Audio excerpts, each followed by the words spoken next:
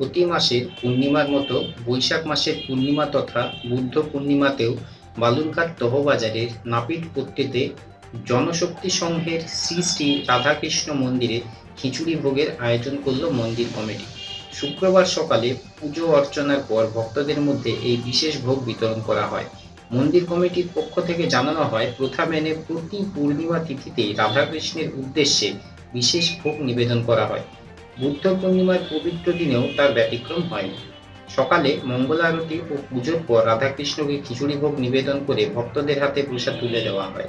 কমিটির সম্পাদক বিনয় কৃষ্ণ মজুমদার বলেন, ভক্ত সেবায় নারায়ণ সেবা, সেই লক্ষ্যেই প্রতি পূর্ণিমায় এই আয়োজন। বুদ্ধ পূর্ণিমার দিনে ভক্তদের মুখে হাসি ফোটাতে পেরে আমরা আনন্দিত। অরুণাভ দত্তের রিপোর্ট, বালুরঘাট। প্রতি বছরের মতো এবারও আমরা বুদ্ধ পূর্ণিমার দিন রাধা মাধবের অনুষ্ঠান সম্পন্ন করলাম।